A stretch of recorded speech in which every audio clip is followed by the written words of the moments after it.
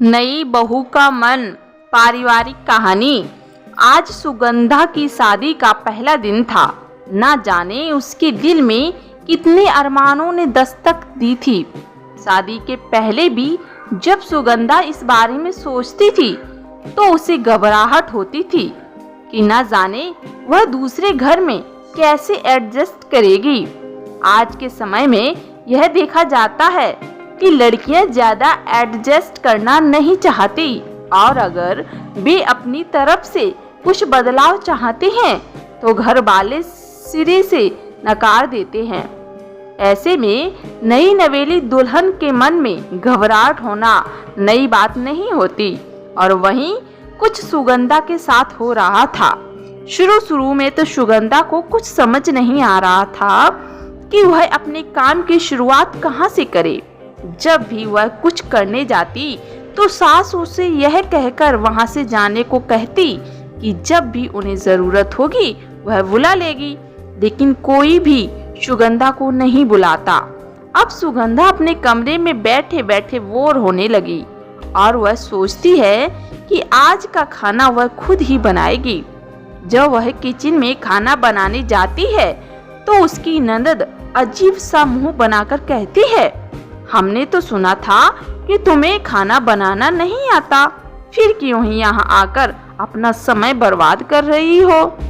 इस बात पर सुगंधा को बहुत अजीब लगता है और वह बड़े प्यार से कहती है, ऐसी कोई बात नहीं है। अगर मैं घर की बहू बनकर आई हूँ तो यह मेरी भी जिम्मेदारी है कि यहाँ के सारे कामों को मैं अच्छे से संभालूं। इस बात पर ननद मुंह बनाकर वहां से चली गई और सुगंधा ने खाना बनाना शुरू किया। वैसे खाना तो उसने अच्छा ही बनाया था जैसा उसके मायके में बनता था, लेकिन उसके सास ससुर को खास पसंद नहीं आया और उन्होंने एक झटके में इसे बेस्वाद बता दिया। सास ससुर का ऐसा रवैया देखकर उसे बहुत आश्चर्य हुआ, क्योंकि शादी से पहले तक जो लोग उससे कहा करते थे कि वह उसे घर की बेटी बनाकर रखेंगे और उसे कोई भी कमी नहीं होने देंगे, वे लोग आज इस प्रकार से व्यवहार कर रहे हैं। सुगंधा चुपचाप जाकर अपने कमरे में रोने लगती है और अपने पुराने दिनों को याद करती है, जब अपनी माँ के बनाए हुए खाने पर नखरे दिखाते हुए कहती थी कि माँ, आप मेरी सहेली पूर्वा की मम्मी की जैसा अच्छा आलू का पराठा नहीं बना पाती, हर बार कोई ना कोई कमी रह ही जाती है।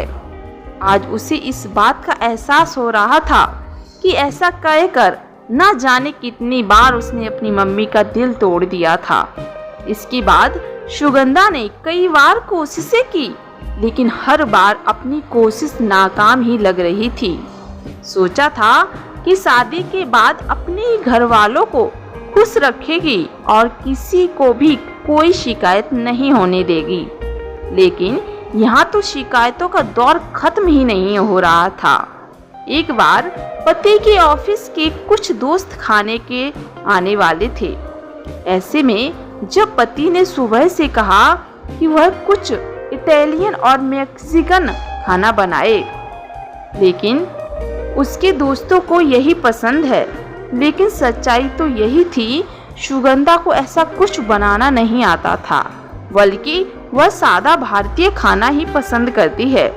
ऐसे में दोस्तों के आने पर उसे शर्मिंदा होना पड़ा और वह ना चाहते हुए भी अपने पति के गुस्से का शिकार हो गई। इस बार सुगंधा की आंखों में दोस्तों के सामने ही आंसू आ गए, जिसे उसके पति ने बुरी तरह से इग्नोर कर दिया और उसे वहां से चले जाने के लिए कहा। कमरे में आकर सुगंधा के मन में बस यही बात चल रही थी कि जब किसी लड़की की शादी होती है तो क्या वह अपने तरीके से घर को नहीं चला सकती? क्यों हर बार उसे बताया जाता है कि वह किसी काम की नहीं और उसे कुछ भी काम सही से करना नहीं आता? धीरे धीरे सुगंधा उदास रहने लगी।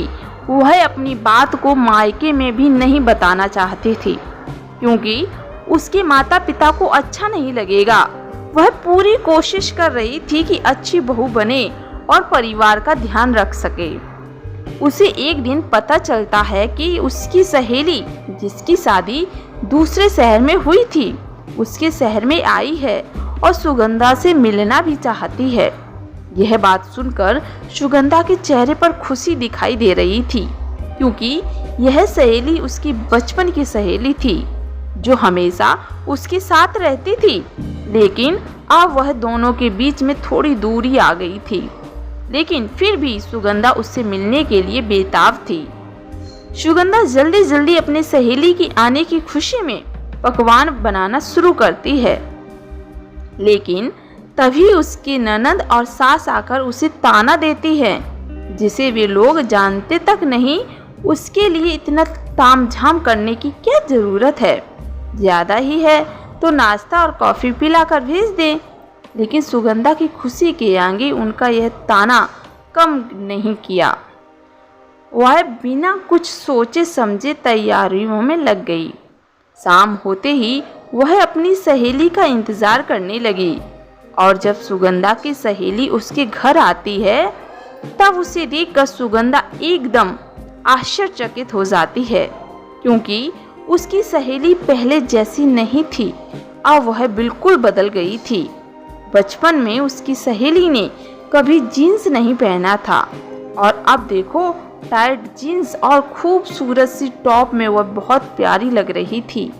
साथ ही खुले हुए बाल उसके चेहरे को सूट करता हुआ गॉगल, यह देखकर सुगंधा बहुत खुश हुई और गले लगते हुए बोली, तू तो बिल्कुल बदल गई है।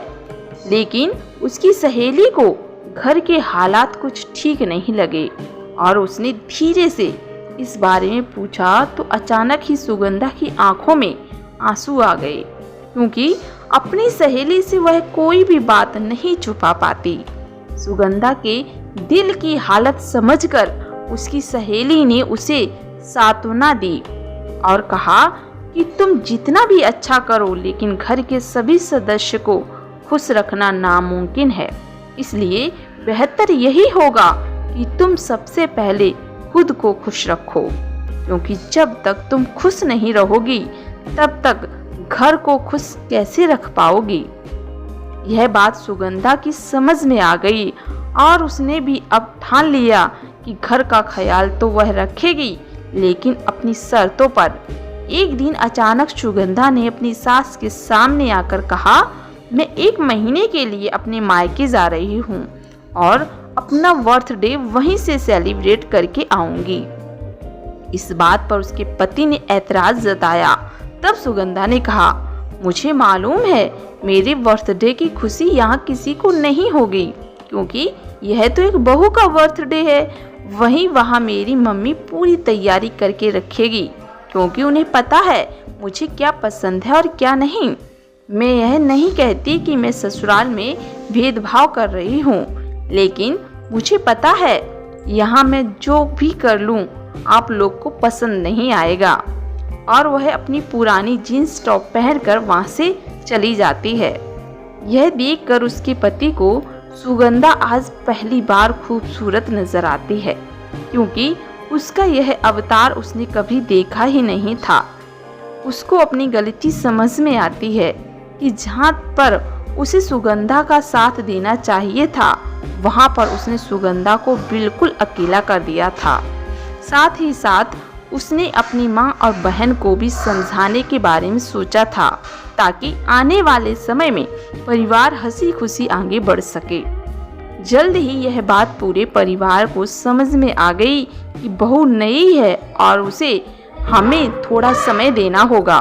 यह बात सही है कि वह अभी अपने मायके की तौर तरीके से हमें खुश रखना चाहती है, लेकिन जब तक हम ससुराल वाले उसे तौर तरीके नहीं सिखाएंगे तब तक वह कैसे सीख पाएगी और हमारा ख्याल रख पाएगी। अब तो दूसरे ही दिन सास ननद पति मिलकर सुगंधा को लेने पहुंच जाते हैं, जिन्हें देखकर सुगंधा को बहुत आश्चर्य होता है। पति बड़े प्यार से सुगंधा का हाथ पकड़ते हुए कहते हैं कि गलती हमारी भी है। हमें ऐसा लगता है कि घर में आई हुई बहू एकदम परफेक्ट होनी चाहिए, जिसमें कोई भी कमी ना हो। हालांकि यह बिल्कुल भी सही नहीं है, क्योंकि कोई भी इंसान परफेक्ट नहीं हो सकता। सुगंधा मीठी मुस्कान के साथ अपने पति को देखती है और कहती है, जनाब, आपको यह बात बहुत जल्दी समझ में आ गई। तभी सास आगे बढ़कर उसे गले लगाती है और उसे एक खूबसूरत सा ड्रेस देकर कहती है, ये लो बहू, तुम इसे अपनी बर्थडे पार्टी में पहनना, जो हम तुम्हारे लिए ऑर्गेनाइज करने वाले हैं। सुगंधा को यह सब देखकर बहुत अच्छा लगता है और उसकी आंखों में आंसू आ गए, लेकिन उसके मन में उठे सवाल को वहां बोलने से नहीं चूकी और उसने कहा, जिस प्रकार बहू से उम्मीद की जाती है कि वह अपने नए घर को पूरे तौर तरीके के साथ संभाले, उसी तरह ससुराल वालों की भी यह जिम्मेदारी होती है कि वह थोड़ा समय देकर उसका साथ दें और उसे प्यार दें। नई नवेली बहू को सिर्फ प्यार के अलावा और कुछ नहीं चाहिए होता, लेकिन कई बार यह बात समझने में भूल हो जाती है और हम अनजाने में ही अपने ही घर की बहू का अपमान कर बैठते हैं। ऐसे में ननद आकर बोलती है, अब मुझसे गलती नहीं होगी भाभी, मैं हमेशा आपका ख्याल रखूंगी और आप मुझे अच्छा खाना बनाकर खिलाइएगा। इसके बाद पूरे हॉल में हंसी गूंजने लगती है और अब सुगंधा अपने संतुष्ट मन से ससुराल की ओर रवाना हो जाती है, जिसे देखकर उसके पिता माता को खुशी मिलती है। ऐसे में एक बात हमेशा यह समझनी होगी कि किसी भी प्रकार की समस्या या मनमुटाव को खत्म करने के लिए पहल दोनों तरफ से होनी चाहिए, ताकि मन में किसी प्रकार की करवाहट ना हो और आसानी से ही समस्या का समाधान किया जा सके। उम्मीद है दोस्तों जानकारी पसंद आई होगी और कहानी। धन्यवाद।